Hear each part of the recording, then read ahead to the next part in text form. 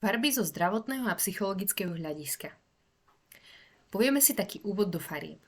Farby ovplyvňujú našu náladu, pocity a dokážu vyzdvihnúť, ale niekedy aj uškodiť našej postave. Farebná kombinácia sa často odvíja od tzv. Farebného kruhu, pomocou ktorého si môžeme vybrať tú našu skvelú kombináciu. Rozlišujeme teplé farby, medzi ktoré patrí červená, oranžová, žltá a ktoré v nás vedia vyvolať pocit radosti či šťastia. Sú to veselé farby a zahrievajú. Naopak, studené farby ako modrá, fialová, zelená tlmia, upokojujú, ochladzujú. Farby rozlišujeme taktiež na primárne, to sú prvé tri farby, ktoré sa nedajú namiešať a tam patrí červená, žltá, modrá. A kombináciou týchto farieb dokážeme namiešať sekundárne farby. Keď zmiešame červenú a žltú, vznikne oranžová, keď žltú a modrú vznikne zelená a keď modrú a červenú vznikne fialová.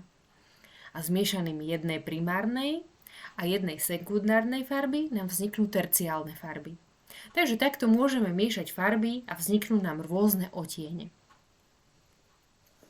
Vzťah medzi jednotlivými farbami je dôležitý, a to z tohto hľadiska, pretože rozoznávame komplementárne doplnkové alebo analogické podobné farby.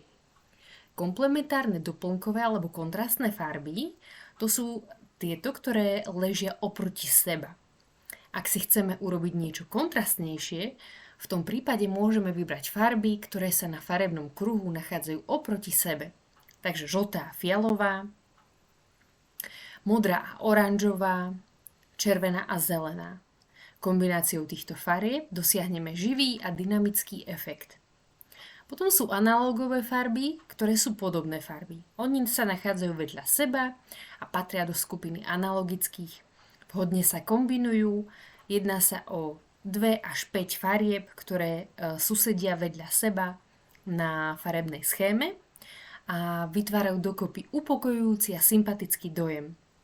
A ako príklad si môžeme dať nasledujúcu kombináciu tlmených farieb: modro-zelená, modrá a modro-fialová. Takže môžete kombinovať 3 až 5 farieb okolo seba. Potom je aj kombinácia, že analogicko-komplementárne farby, a táto kombinácia využíva oba aspekty. Napríklad 2 farby, ktoré sú podobné a jedna, ktorá je výrazne odlišná. Volá sa to aj separovaná komplementárna kombinácia.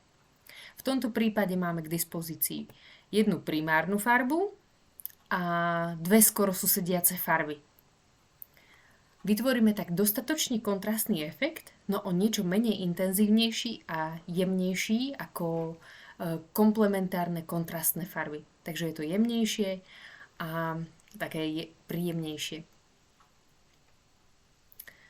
Úvod do farieb. Typy a zaujímavosti. Tu sú také kombinácie, možno o ktorých viete, čo robia, možno nie, možno sa dozviete niečo nové. Červená a zelená priťahujú peniaze. Oranžová a modrá priťahujú dôveru a radosť. Žltá a fialová podporujú kreativitu. Červená a čierna sú mysteriózna erotická kombinácia. Ružová a zelená priaznivo vplývajú na srdcovú čakru a žltá a modrá pomáhajú koncentrácii a sústredeniu. Takže môžete si vyskúšať zvoliť aj takéto rôzne koncentrované farby a zvoliť si, že ako to bude na vás pôsobiť, ak máte radi takéto výrazné kombinácie. A či sa už budeme riadiť takýmito farebnými kombináciami, kruhom alebo náhodným výberom, nezabudnite, že farebné kombinácie sú všade okolo nás. Musíme iba otvoriť oči a začať ich vnímať. A ak sa potrebujete inšpirovať, prejdite sa po lese, doprajte si piknik na lúke a inšpirujte sa tou najkvalifikovanejšou umelkyňou, prírodou, ovocím, umením, niečím, čo vás zaujme. Ale hlavne nenechajte sa obmedzovať a tvorte. Možno spojíte kombináciu, ktorá bude vaša obľúbená. Ja osobne mám rada napríklad tyrkysovú a ružovú v kombinácii